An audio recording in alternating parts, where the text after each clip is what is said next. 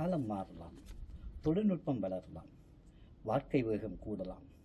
ஆனால் சில நினைவுகள் மட்டும் எப்போதும் பழைய சுவையோடு நம் மனதில் உயிரோடு இருக்கும். நம் ஊரின் பழக்க வழக்கங்கள், மறந்து போகும் மரபுகள், பெரியவர்களின் அனுபவங்கள், காலத்தால் மங்கி போகும் கதைகள் நம் தலைமுறைகள் நமக்கு தரும் சொத்து. இது ஒரு நிகழ்ச்சி அல்ல, நினைவுகளை மீண்டும் சுவாசிக்கும் ஒரு நிமிடம், மரபுகளை மீண்டும் எண்ணி பார்த்து வாழ வைக்கும் ஒரு முயற்சி. ஒவ்வொரு பகுதியிலும் ஒரு மனிதர், ஒரு வாழ்க்கை, ஒரு காலத்தின் கதை. நாம் வேகமாக முன்னேறிக் கொண்டிருக்கின்றோம். ஆனால் நம்மை உருவாக்கிய அந்த நேற்று மெல்ல மறைந்து கொண்டிருக்கிறது. அந்த மறைந்து போகும் தடங்களை பதிவு செய்ய, மரபுகளையும் மனிதர்களையும் சந்திக்க, காலத்தால் சொல்லப்படாத கதைகளை கேட்க முனையும் ஒரு ஆவண பயணம் இந்த உலா. வணக்கம், நான் மலைநாடார். நம் நினைவுகளை சேமிக்க, வரலாற்றை கேட்க, வேர்களை தேடி பலம் வரும் இந்த உலாவில் நமக்கு கிடைப்பது நம் முதுசம்.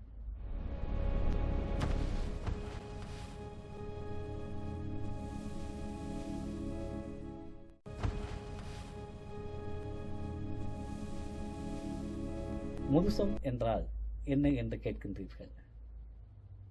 உங்களைப் போலவே நானும் என் கதையாசான், எங்கள் மண்ணின் மைந்தன், கதை பேரறிஞர் சோபா அவர்களிடம் கேட்டேன். பெற்றோருடைய சொத்து ரெண்டு விதமாக பிள்ளைகளை சேரும்.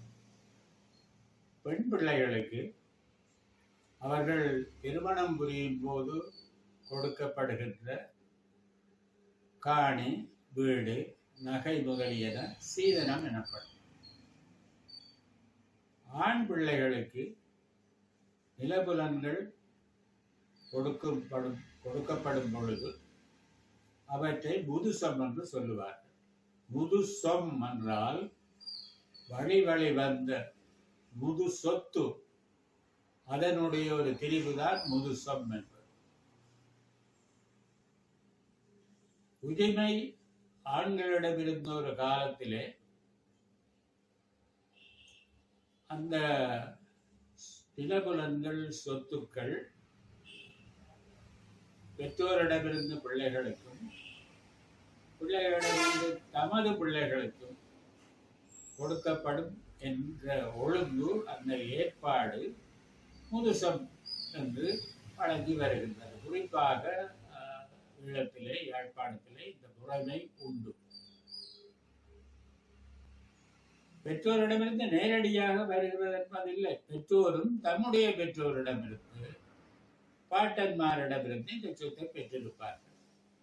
ஆக வழி வழி வந்த சொத்துக்கள், குறிப்பாக ஆண் வாரிசுகளுக்கு கிடைத்த சொத்துக்கள் முதுசம் எனப்படும். இன்று நாங்கள் முதுசம் என்ற சொல்லால் வெறுமனே நிலபுலன்களை மட்டுமன்றி, நாம் வழிவழியாக எங்கள் மூதாதையரிடமிருந்து பெற்றுக்கொண்ட பண்பாட்டு கூறுகளை முதுசம் என்று சொல்லுகிறோம்.